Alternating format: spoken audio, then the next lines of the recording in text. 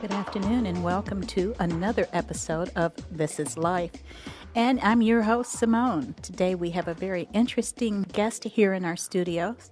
Her name is Adrienne Willaims. Good afternoon. How are you today? Good afternoon, Simone. I'm fabulous. How are you? I'm doing okay. And you're looking fabulous too, I might say. Oh, thank you. And thank you for having me. Oh, it's my pleasure. I appreciate you taking the time out and joining us. Now, let's start with a little bit of background about yourself.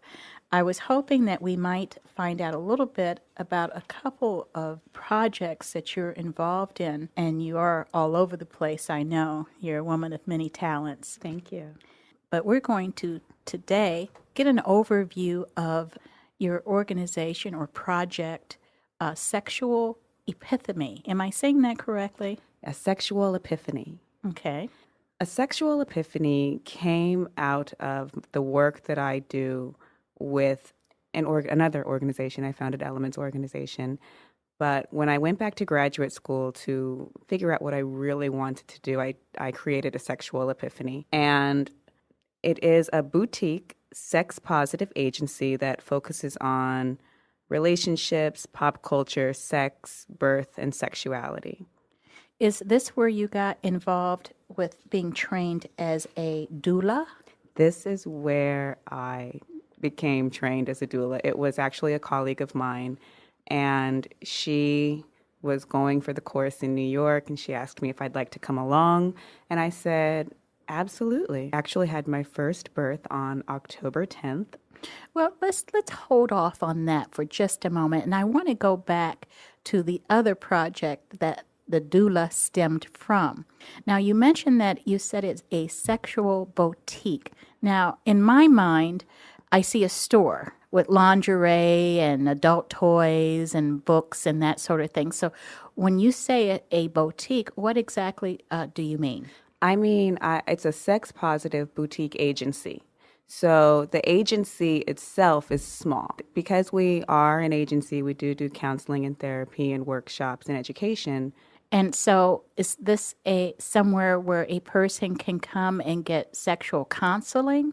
Well, the therapy will be future services because I am still a graduate student. So I'm a dual master's in human sexuality education and social work, and those two marry very well together to allow me to be a clinical social worker. Mm-hmm. And that's where the therapy comes in. So that's coming. And if you're on my Facebook page, there's asterisk and it says services to come, individual, couples, and family therapy.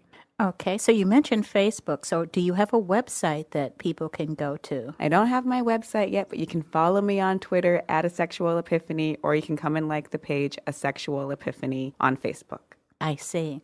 Now, do you offer different types of workshops that people can attend, or? Yes, I definitely do workshops. I do sex education. That's currently definitely what I'm doing. Sex education, sexuality workshops, social justice advocacy for marginalized groups. Okay, and social justice advocacy, what is that about? That really is the work that I do with Elements, and I host an annual conference for LGBTQ women of color. But social justice advocacy for me is far beyond that when I bring in the whole sexual piece, because I want to make sure that we're including intersex people, transgender people. I mean, the LGBTQIA and all the other letters of the alphabet that are included in the acronym, they all fall under a marginalized group. And then I also really focus on women and people of color. Reproductive justice is a big part of that also. So there are a number of different areas that I like to be active in as far as social justice advocacy, but just giving voice to marginalized groups is really the main focus, just bringing us from the fringes to the center. Mm-hmm, mm-hmm. That's very interesting. As far as alternative lifestyles are concerned, and the different states finally legalizing different opportunities for same-sex couples, such as adoption, the different ways to conceive. Do you get involved in any type of guidance or any legal help in regards to that? No. I can only help you with resources that will inform you on how to go about what you're trying to do, but I don't provide any legal services or information of how to become pregnant. Do you have a a resource bank for people to be able to take advantage of, as far as having a network of other organizations who are specializing in these different areas. I do. Actually, if people, it's a case-by-case individual process. And this will also all be available on my website. I will have a space where people can have a link to their website. But at this point, if you inbox me with your questions, I definitely reply. And people often ask private questions, so they'll inbox me and I'll reply with resources that I may provide if I'm able to, or at least I'll reach out and try to find the answer. If I don't have the answer, I'll definitely let you know that also, but I will do the research to find it, at least to help you to the best of my ability. That project came out of, it sprung out of the Element program, and you want to tell us a bit about that. Elements organization, I'm the co-founder. We were created in 2008. It was a group of about 17 of us that really started the first LGBTQ Women of Color conference in Philadelphia. The organization grew from there. Everything was very democratic. We decided on a name. We decided to create an organization to host the conference, hence Elements.